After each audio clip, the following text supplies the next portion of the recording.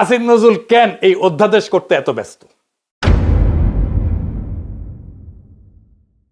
কারণ হইতেছে আসিফ নজরুল নিজে দায় মুক্তি চাইতেছে। সে জানে সে কি আকাম করিছে। কি আকাম করছে জানেন? দেশ যখন একটা বিপ্লবী সন্ধিক্ষণে, যখন আমরা নতুন রাষ্ট্র তৈরি করব, হাসিনা পলাইছে, সেই সময় সে ওয়াকার আর বিএনপির সাথে মিলে পুরো বিপ্লবটাকে লাইনচ্যুত করছে। বিপ্লব ওই রাতেই শেষ।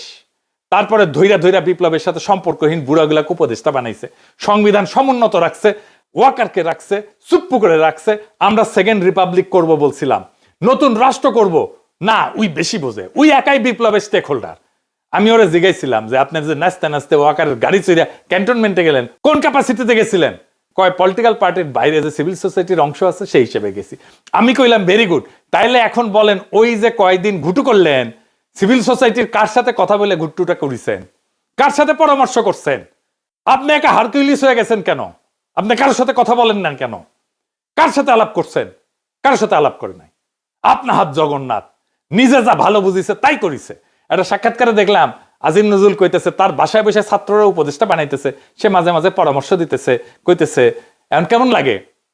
সচিবেরা কথা শোনে না, পুলিশেরা কথা শোনে না, পাবলিক শোনে না কথা, কোথাও গেলে পাবলিক আটকায় ফেলে, ভুয়া ভুয়া স্লোগান দেয়।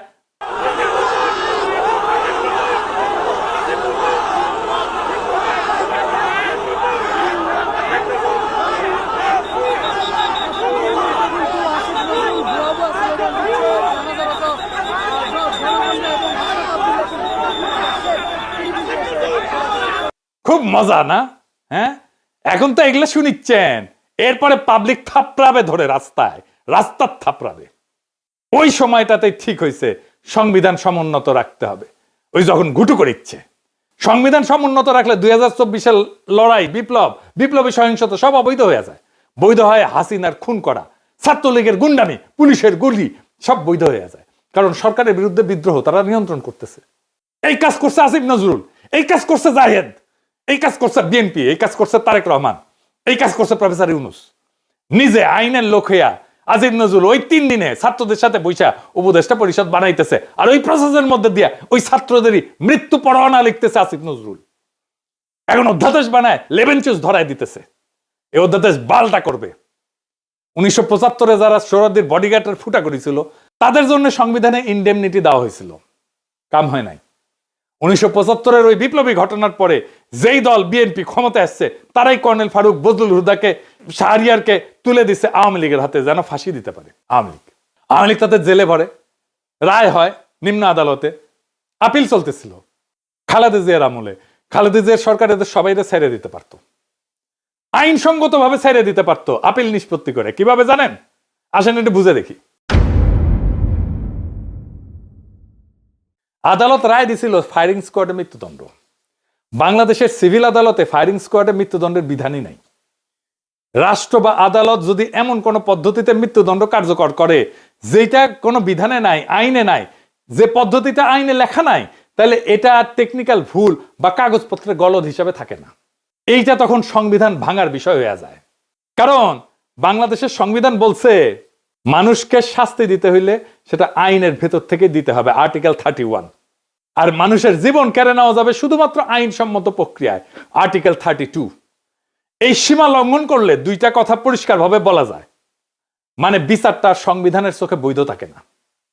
রাষ্ট্র নিজেই আইনের সীমা পাড়ায় গেছে, আইন যে ক্ষমতা দেয়নি সেই কাজ রাষ্ট্র করছে, এটা করতে পারে না। আইনের বাইরে যায় মৃত্যুদণ্ডের এমন কোন পদ্ধতিতে মৃত্যুদণ্ডের আদেশ দেওয়া, মানে এটা শুধু ভুল না, এটা রাষ্ট্রের অবৈধ কাজ, আদালতের অবৈধ কাজ। খালেদা জিয়ার সরকার কিছুই করে নাই, আপিলের কাজ বন্ধ করে রাখিছিল। হাসিনা আইসা সামে সবাইরে ফাঁসি দিয়ে দিছে। এই হাসিনা পলানোর পরেও প্ল্যান ছিল এইটাই যে বিএনপি আর ওয়াকার সামে তুলে দিবে জুলাই বিপ্লবীদের আওয়ামী লীগের হাতে। বিএনপির প্ল্যান এখন প্রকাশ্য, তারা আওয়ামী লীগকে ফিরে আনতে চায়। আমি ব্যানে ব্যানে করছি না, আমি প্রমাণ দিতেছি। দেখেন হিন্দু সম্প্রদায়কে দিয়ে কি বলানো হইতেছে। আমি কিন্তু আমার জন্মগতভাবে আমি বিএনপি ছিলাম, বুঝছেন। আমি মাহবুব কমিশন আমলে বিএনপি কমিশনার মেম্বার ছিলাম 3 বার। এখন দেশে আসছি কর্তর করে, কিন্তু এখন আমি মা বোনকে বলছি নিজের ইজ্জত যদি রক্ষা করতে চান আপনারা সবাই বিএনপি কে ভোট দিন। বিএনপি বলে কেউ অবহেলা করবেন না, কেন এখন আওয়ামী লীগ নেই, এটাই বলছি। যেটা আমাদের মাতৃ জন্মের কথা, মা বোনরা বলছে যে আওয়ামী লীগকে ভোট দিও, বিএনপি কে দিও না। কিন্তু এখন আমরা বর্তমান আমরা আছি এখন বিএনপির হাতে, আমাদের আওয়ামী লীগ নাই। তোমরা সবাই নিজের ইজ্জত যদি বাঁচাতে চাও, নিজের একটা মেয়ে যদি বড় হয় মা বাবার বয় থাকে, কিন্তু এখন বয় নেই আর। এখানে সবাই, এখানে আমাদের মা বাবা এরা সবাই, এদেরকে চিনেন। যদি দূরের মানুষ হতো তাহলে বয় ছিল, এরা দূরের মানুষ নেই, এখানে আমাদের দেশের মানুষ। কোনো যদি ক্ষতি হয় কিছু হয় আপনাদের ওদেরকে ডাকতে পারবেন। আমরা এখানের মানুষ সবাই, এখানে সবাই একজোট হয়ে 12 তারিখ ভোট দেবেন। সবাই ভোটের জন্য যাবেন, কিন্তু অনেকজন বলে বিএনপি কে ভোট দেবো না, যাবো না। না, এটা মনে করবেন না। বিএনপি কে দিলে মনে করবেন কোনোদিন আবার আওয়ামী লীগের হাতে যেতে পারবেন আপনারা। বিএনপি কে চান, কিন্তু অন্য দল দেখবেন, কিন্তু নিজের হাতে নিজের কপালে হাত মারবেন। এখানে বিএনপি ছাড়া আর কোনো উপায় আমাদের নাই। এখানে হিন্দু বা মুসলিম হোক, সবাই বিএনপি কে চান। আমি বলছি আমাদের এই এলাকার সবাই, আপনারা বিপদের সময় না পেলে এদেরকে পাবেন। এরা এখানে কাছের লোক, এরা দূরের নাই। কেউ হারিয়ে যেতে পারবেন এখান থেকে, আমাদের হাত থেকে, কেন এগুলো আমাদের দেশের লোক। তাই আমি বলছি মা বোনকে, এখানে মহিলা হইয়ে বা পুরুষ হইয়ে ওই বিএনপি কে দেবো না, ওই এই কথা আর বলিয়েন না। কেন আমরা এখন একটাই দল, বাংলাদেশে একটাই দল আছে, ওইটাই কোনো দল না, এটা নিজেরাই দল করছে। যে এটাকে কেউ সমর্থন দেবে না ওই দলকে। আমরাই এখন হচ্ছি যে কি সবাই বলো বিএনপি কে চাই, ভোট চাই, ধানের শীষে ভোট দেবে, এটাই আমরা চাই। আমাদের ধানের শীষে,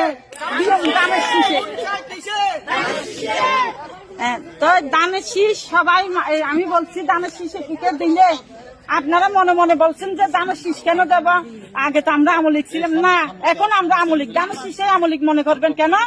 আওয়ামী লীগ আসার জন্য আমরা, এটা একটা পথ।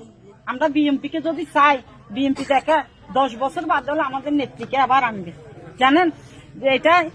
কিন্তু ওদের হাতে যদি চলে যায়, পাকিস্তানে চলে যেতে হবে সবাইকে, মনে করবেন। শুনলেন তো, কইতেছে আগে আমরা আওয়ামী লীগ ছিলাম, এখনো আমরা আওয়ামী লীগই আছি। ধানের শীষকেই আওয়ামী লীগ মনে করবেন কেন? কারণ আওয়ামী লীগ আসার জন্য এই একটাই পথ। আমরা বিএনপি কে যদি চাই, বিএনপি দেখেন 10 বছর পরে হইলেও আমাদের নেত্রীকে আবার আনবে। শুনেছেন, নিজের কানে তো শুনলেন। আর একটা প্রমাণ দিতেছি, আসেন সে প্রমাণটা দেখি। এই যে সংসদ নির্বাচন হইতেছে, এখানে এমপি কে ভোট দেওয়া ছাড়া একটা গণভোট হবে। সে গণভোট হবে, বিএনপি কিন্তু ঘরের মধ্যে এইগুলা স্বীকার করে এসেছে, গণভোটে যে সমস্ত জিনিস থাকবে। এই গণভোটে হ্যাঁ বা না ভোট দিতে হবে। হ্যাঁ ভোট দিলে কি কি পাবেন? আপনি 12টা জিনিস পাবেন। 12টা কিভাবে আগামী রাষ্ট্র চলবে সেটা ঠিক করতে পারবেন। কি কি সেটা একটা একটা করে বুঝে দেখি, শুনেন মন দিয়া। আপনি কি এমন একটা বাংলাদেশ চান যেখানে তত্ত্বাবধায়ক সরকার, নির্বাচন কমিশন, সরকারি কর্ম কমিশন মানে যেটাকে পিএসসি বলা হয়, এটা গঠনে সরকারি দল এবং বিরোধী দল একত্রে কাজ করবে? সুন্দর কথা না? 2 নাম্বার, সরকারি দল ইচ্ছা মতো সংবিধান সংশোধন করতে পারবে না। সুন্দর না কথাটা? 3 নাম্বার, সংবিধানের গুরুত্বপূর্ণ পরিবর্তনের ক্ষেত্রে গণভোটের বিধান চালু হবে। সুন্দর না? আমরা সবাই মিলে ভোট দিয়ে ঠিক করব। 4 নাম্বার, বিরোধী দল থেকে ডেপুটি স্পিকার এবং গুরুত্বপূর্ণ সংসদীয় কমিটি সমূহের সভাপতি নির্বাচিত হবেন বিরোধী দল থেকে। সুন্দর না? যত মেয়াদী হোক, কেউ সর্বোচ্চ 10 বছরের বেশি প্রধানমন্ত্রী থাকতে পারবে না। সংসদের নারীর প্রতিনিধিত্ব পর্যায়ক্রমে বাড়বে। ক্ষমতার ভারসাম্য প্রতিষ্ঠার জন্য পার্লামেন্টে একটা উচ্চ কক্ষ গঠিত হবে। দেশের বিচার ব্যবস্থা স্বাধীনভাবে কাজ করবে। সুন্দর কথা না? আপনার মৌলিক অধিকারের সংখ্যা বাড়বে। কি রকম একটা মৌলিক অধিকার হইতেছে, ইন্টারনেট সেবা কখনো বন্ধ করা যাবে না, এটাকে মৌলিক অধিকার হিসেবে ঘোষণা দিবে। তার হাসিনা এটা বন্ধ করে দিছিল। দণ্ডপ্রাপ্ত অপরাধীকে রাষ্ট্রপতি ইচ্ছা মতো ক্ষমা করতে পারবে না। ফাঁসি দিলেও তো ক্ষমা করে দেয়, জেল দিলেও ক্ষমা করে দেয়। রাষ্ট্রপতি এবং প্রধানমন্ত্রী ক্ষমতার মধ্যে ভারসাম্য থাকবে। রাষ্ট্রভাষা বাংলার মর্যাদার পাশাপাশি অন্যান্য জাতিগোষ্ঠীর ভাষাও সাংবিধানিকভাবে স্বীকৃতি হবে। সব সুন্দর কথা না? 12টা কথা। হ্যাঁ ভোট দিলে সবগুলো পাবেন, এই যতগুলো আছে সবগুলো। না ভোট দিলে কিছুই পাবেন। কিন্তু বিএনপি কি বলতেছে দেখেন, বিএনপি কি বলতেছে, জনগণকে কি বলতেছে শোনেন, নিজের কানে শোনেন। এখানে আরেকটা ব্যালট হবে হ্যাঁ এবং না। আপনারা এটা গণভোট হয়েছেন না? এটা গণভোট হবে হ্যাঁ এবং না। যদি আপনারা যারা আওয়ামী লীগ করেন, যারা অন্যান্য দল করেন, তাদের জ্ঞাতার্থে সুবিধার্থে আমি জানাচ্ছি, যদি হা জয়যুক্ত হয় কোন ক্রমে, সারা দেশে যদি হা জয়যুক্ত করা মানে ভোটে জয়যুক্ত হয়, তাহলে এদেশের স্বাধীনতার পরে 72-এ যে একটা সংবিধান ছিল শেখ মুজিবুর সাহেব করেছিল ডক্টর কামালের হাতে লেখা, এই সংবিধান টোটাল অমিট করে দেবো, মানে মুছে ফেলবো। স্বাধীনতার যে আছে 71 সালে যে যুদ্ধটা হয়েছিল, এই যুদ্ধটা 71 সালের কোন ঘটনায় বাংলাদেশে আর থাকবে না। যে আপনার ইয়ের মধ্যে যে সংস্কার করতে চাইতেছে, যে সংস্কারের জন্য হানাবুড হইতেছে, এদের মধ্যে লেখা আছে 71 সালকে বাদ দিয়ে 24-এ যে ইটা হয়েছে গণঅভ্যুত্থান হয়েছে, 71 জায়গাটা নিবে 24 সাল। কেন নিবে? এটা একটা কারণ আছে, জামাত ইসলামের একটা কারণ আছে। জামাত ইসলাম 71 সালে দেশের স্বাধীনতা চায় না, এই দেশে বাংলাদেশের স্বাধীন হোক, বাংলাদেশ স্বাধীন হোক, জামাত ইসলাম কিন্তু এটা চাই নাই। যারা আওয়ামী লীগ করেন তারা একটু খেয়াল করে শুনেন। যদি হার জয়যুক্ত হয় তাহলে আওয়ামী লীগ কিন্তু এখন মানে কি জানি প্রজ্ঞাপনের মাধ্যমে আপনার স্থগিত হয়েছে, আওয়ামী লীগ নির্বাচনে অংশগ্রহণ করতে পারবে না। যদি হার জয়যুক্ত হয় তাহলে আওয়ামী লীগ একবারে আর কোনো মিটিং টিটিং হবে না, মিটিং টিটিং সংসদে কোথাও উঠবে না। ওই হার মধ্যে এই লেখা আছে আওয়ামী লীগ নিষিদ্ধ। এই যে 24 সালে গণহত্যার জন্য আওয়ামী লীগ কিন্তু নিষিদ্ধ হয়ে যাবে আপনাদের ভোটেই। যদি হাতের ভোট দেন, হাতে ভোট দিলে আপনার 16 ডিসেম্বর থাকবে না, 26শে মার্চ থাকবে না, আপনার 71 সালের যে যুদ্ধ করতে মা বোনেরা ইজ্জত দিচ্ছে, 30 লক্ষ মা বোনের ইজ্জত দিচ্ছে, এটা থাকবে না। অর্থাৎ আপনারা যারা আওয়ামী লীগ করেন দয়া করে আপনারা না ভোটের জন্য হলো আওয়ামী লীগের তো আমরা আসলে বিএনপিটা হইতেছে উদারপন্থী রাজনৈতিক দল। আমরা বিএনপি চাচ্ছি সকল দল মিলে একটা দেশে নির্বাচন হোক, সকল এবার না হোক, সামনে যেন সকল দল একটা নির্বাচন অংশগ্রহণ, 5 বছর পরে যেন সকল দল নির্বাচনে অংশগ্রহণ করতে পারে। আপনারা আপনাদের যারা আওয়ামী লীগ করেন আপনাদের দল রক্ষা করার জন্য আপনাদের কেন্দ্রে যাইতে হবে, ঠিক আছে?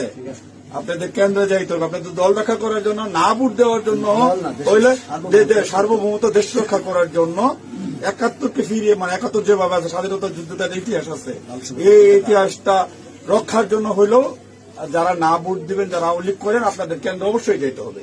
কেন্দ্রে যদি আপনারা আপনাদের দলকে রক্ষা করতে যান, যেহেতু এবার আপনাদের নাই কোন নমিনেশনের, আওয়ামী লীগের কোন প্রার্থী নাই, দয়া করে সেক্ষেত্রে আপনাদের কাছে আমাদের অনুরোধ, যারা আওয়ামী লীগ করেন, বিএনপির তো আপনারা ভোট আমাদের দিবেনই, ঠিক আছে? যারা বিএনপি করেন ওরা তো আমাদের ভোট দিবেনই।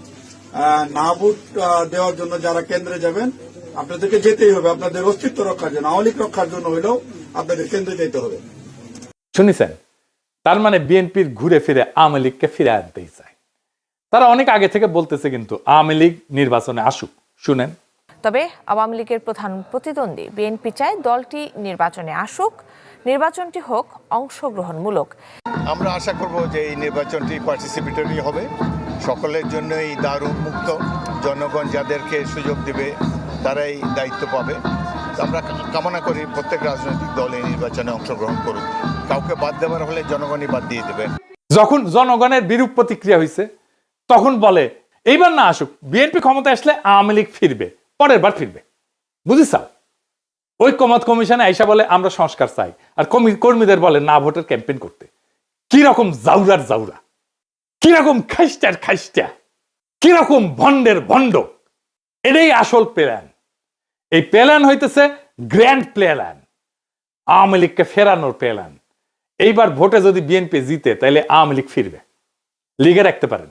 এটা তো আমার কথা না, আপনারা তো বিএনপির লোকদের মুখেই শুনলেন, তাই না? আপনি আসলে ধানের শীষে ভোট দিতেছেন না, আপনি ভোট দিতেছেন নৌকায়, আপনি ভোট দিতেছেন হাসিনারে, আপনি ভোট দিতেছেন ফ্যাসিস্ট রে, আপনি ভোট দিতেছেন ভারপ্রাপ্ত আওয়ামী লীগ রে, বিএনপি রে না। যারা আওয়ামী লীগ রে ফিরে আনতে চান তারা ধানের শীষে ভোট দিতে পারেন। আমরা বলবো নৌকার ধানের শীষ 2 সাপেরই একই বিষ। এই দুইটারেই বাংলাদেশ থেকে হটাইতে হবে, এই দুইটারে ক্ষমতার আশেপাশে আসতে দেওয়া যাবে না। এটাই আমাদের আগামীর বাংলাদেশ গড়ার শপথ হোক। ইনকিলাব জিন্দাবাদ।